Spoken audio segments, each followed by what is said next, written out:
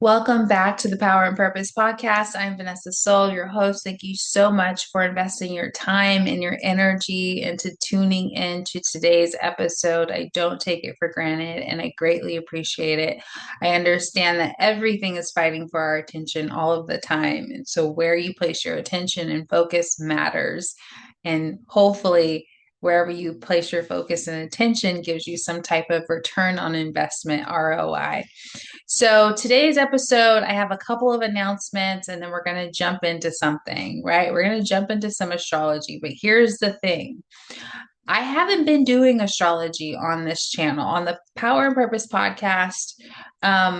It wasn't about astrology when I started it, and I'm not going to completely transition the podcast into an astrology podcast either. I don't want that. I deal with astrology all day long, reading charts with clients and myself and talking with other astrologers. Here's the announcement. On Thursdays, I release 2 episodes a week. So that is going to maintain. I release an episode every Monday and an episode every Thursday.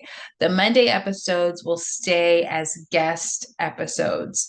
So if you're not into astrology, you don't care, you don't really see the value in it, not your cup of tea, or you're already advanced in astrology, and you don't want to oversaturate yourself, whatever your reason is, if you just like the guest episodes, stay with the Monday episodes.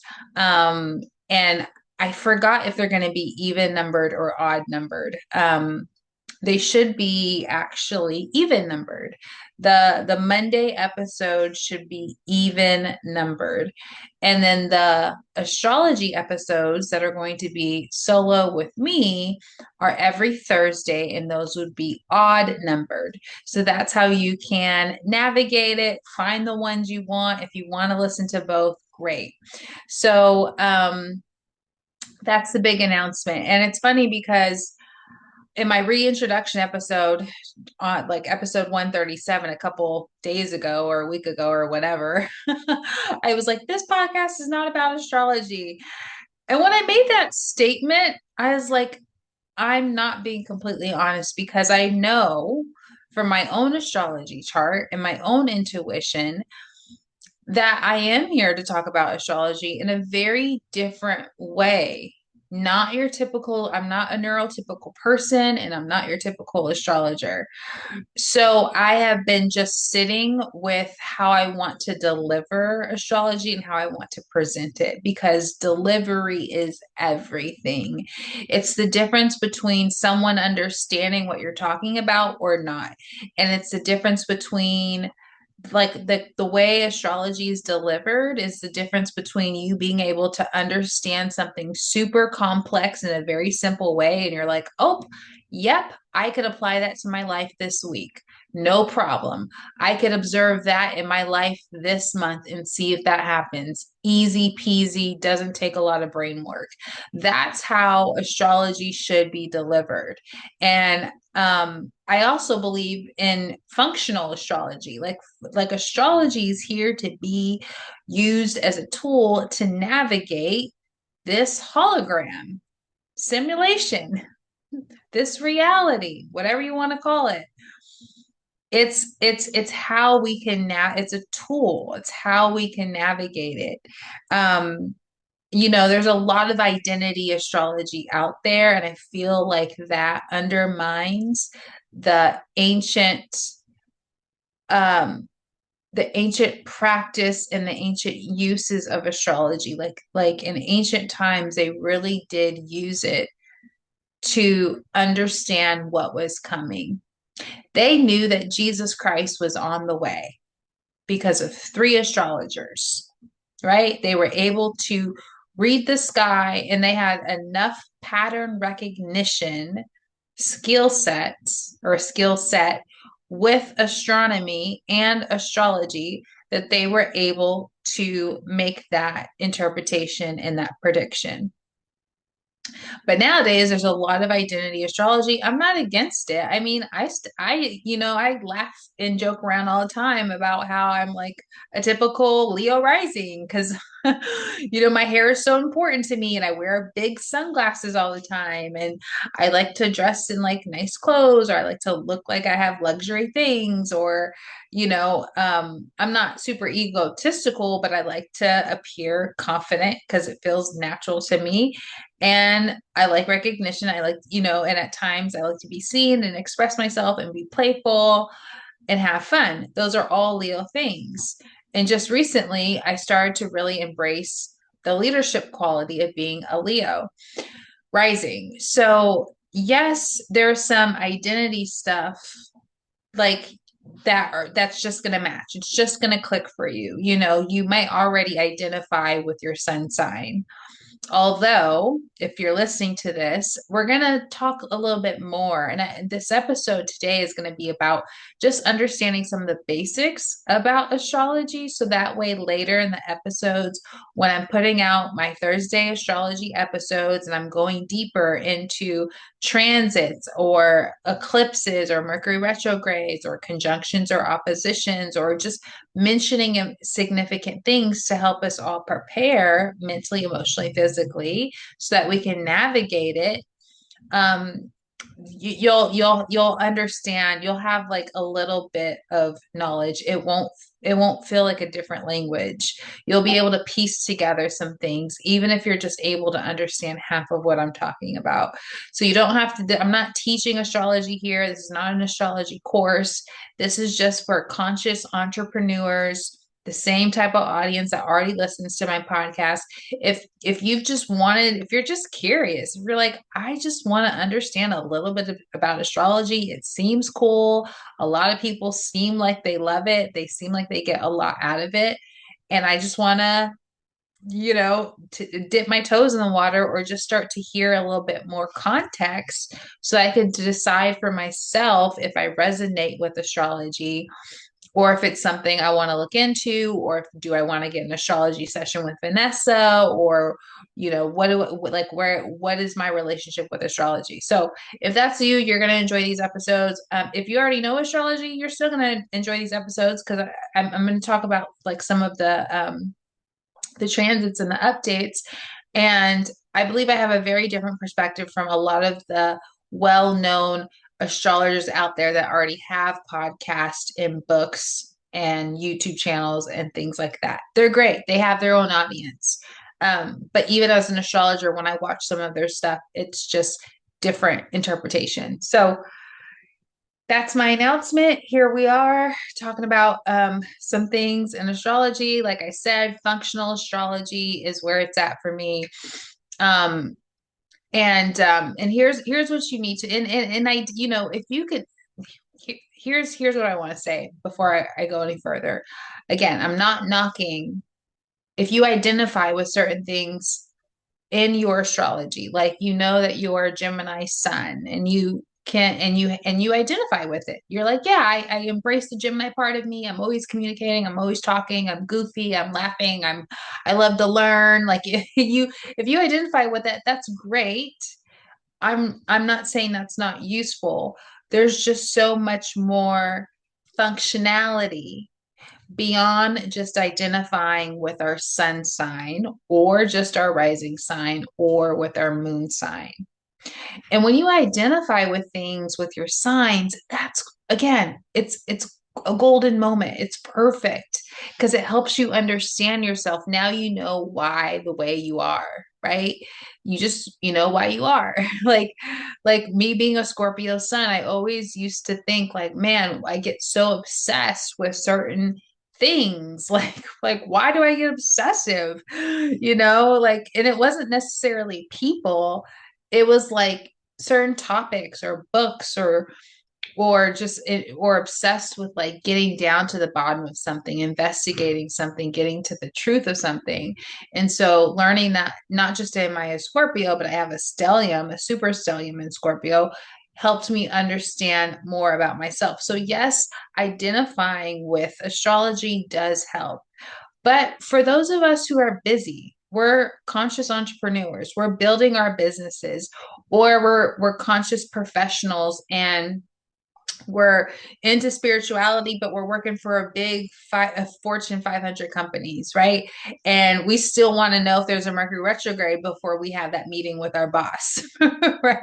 Or we still want to know like what's going on with Uranus before we, you know, do something like, I don't know, before we have this big launch in our company or in our office or whatever, right? You could, that's who my audience has always been. Excuse me, I have to cough. My audience has always been spiritual professionals, whether you run your own business or not.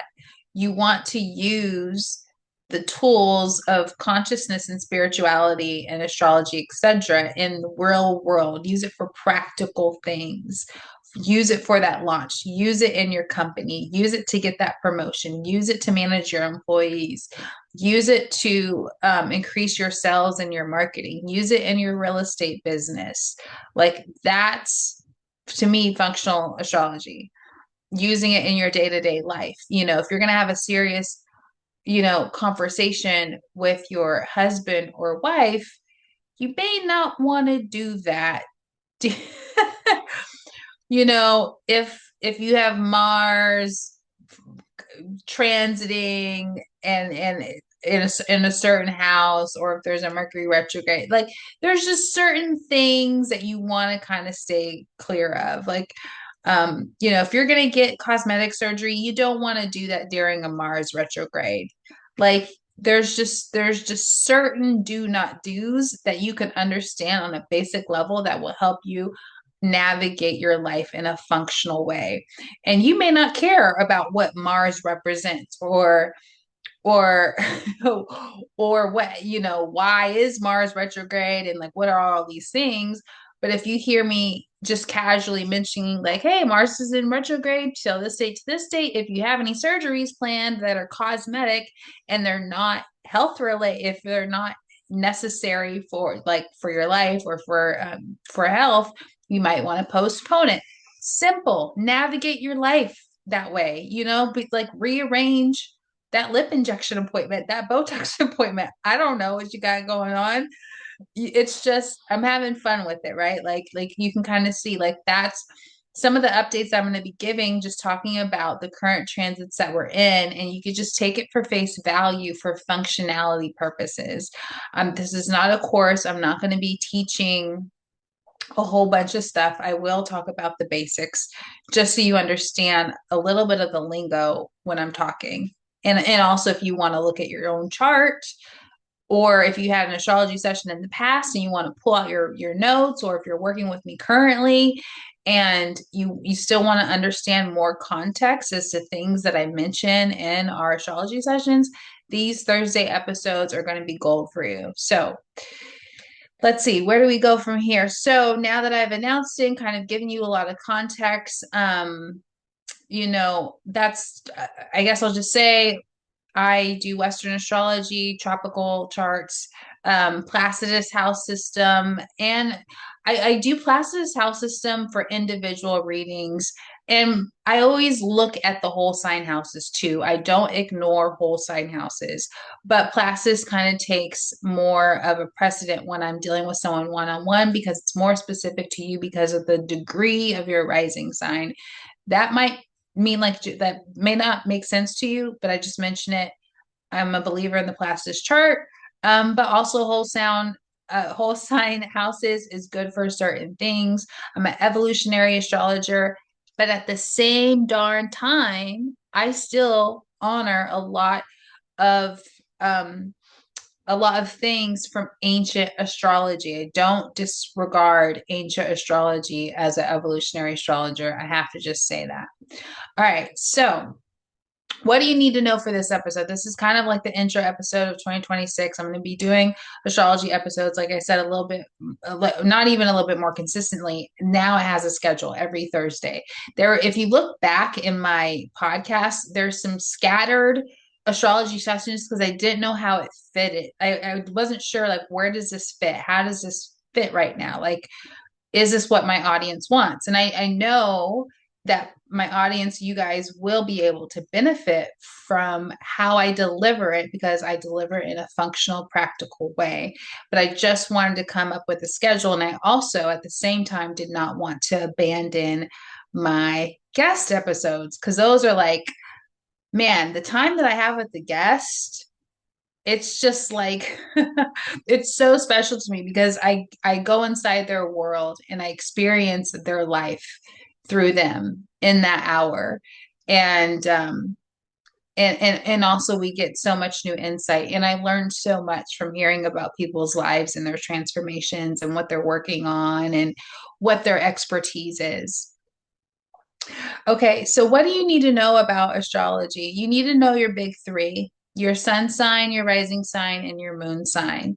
Your sun represents your soul, and it is and also your ego. Your ego is the expression of your soul, but your sun sign is so much deeper than that. It's like your soul expression. And so, you know, some people kind of come into their sun sign a little later in life, and then some people kind of come into it early in life, but it's not the totality of who you are. Your rising sign is what people perceive you. They perceive you to be a certain way. Like some people might be like, wow, that person comes off as just really talkative and a Gemini and blah, blah, blah, but they're really a Scorpio, but their rising sign might be a Gemini. So your rising sign is how you come off to other people. It's also your identity. It's like your personality. We come into this hologram and we get to pick an identity. We get to pick like what we want to identify as, like what personality do we want to try on for size. Is our personality who we really are deep inside? No, it's a personality.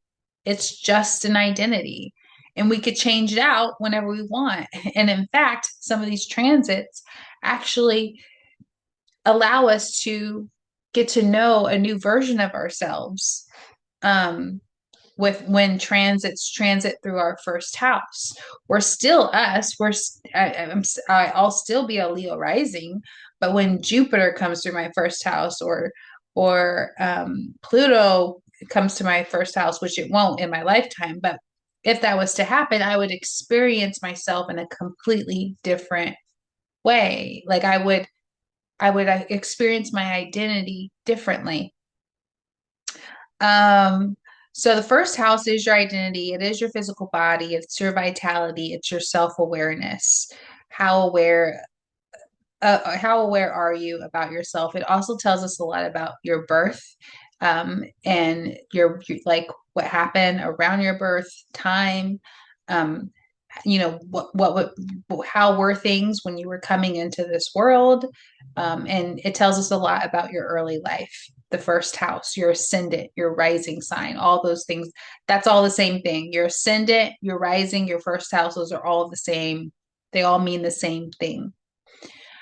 All right, and then there's your moon sign. Your moon sign is your emotions. It can also represent your mother. It could also represent your feminine side. It could also represent like your desires, um, what you really want, what's fulfilling to you. And in ancient astrology, the moon actually represented receptivity and money, so it's important.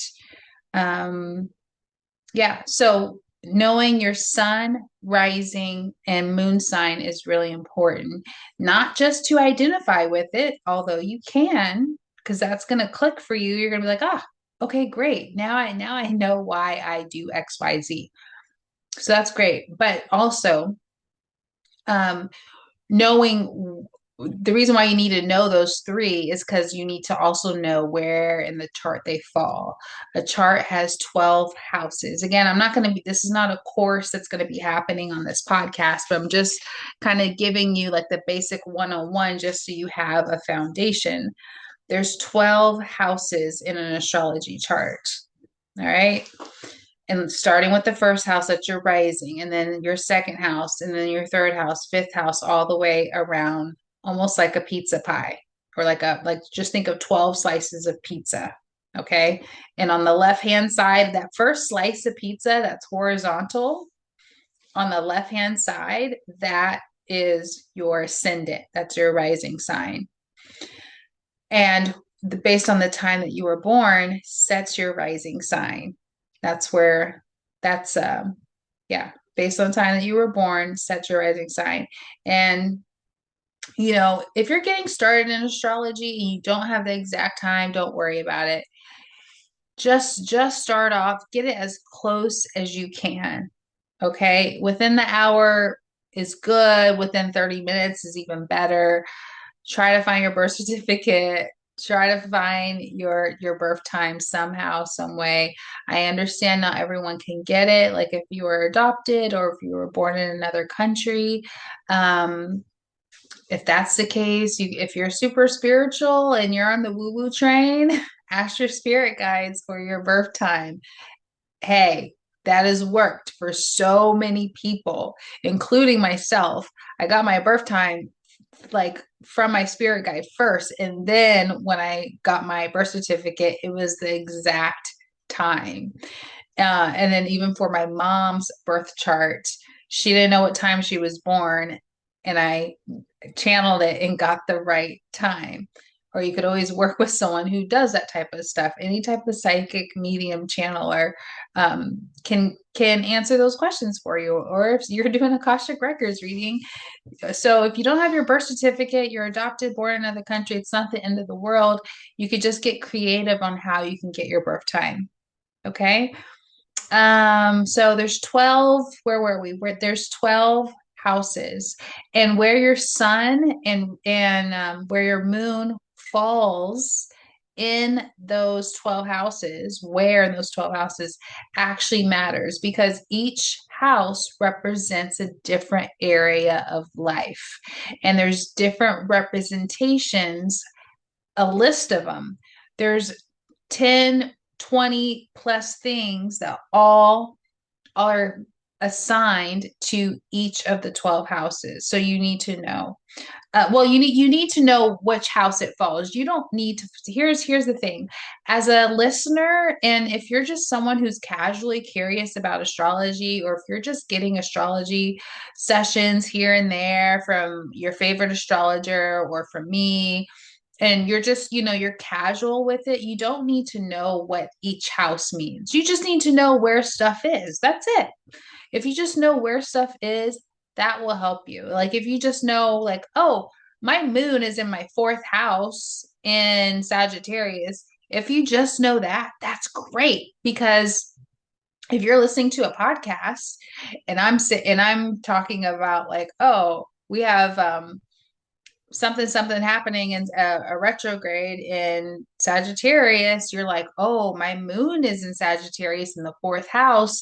Now you're listening to the podcast a little differently, because you know that I'm talking about something that impacts you in a certain area of life. And you may not get the full interpretation until you talk to someone like me or another astrologer, but you might just get just enough from from a podcast episode that's talking about an astrology update, right?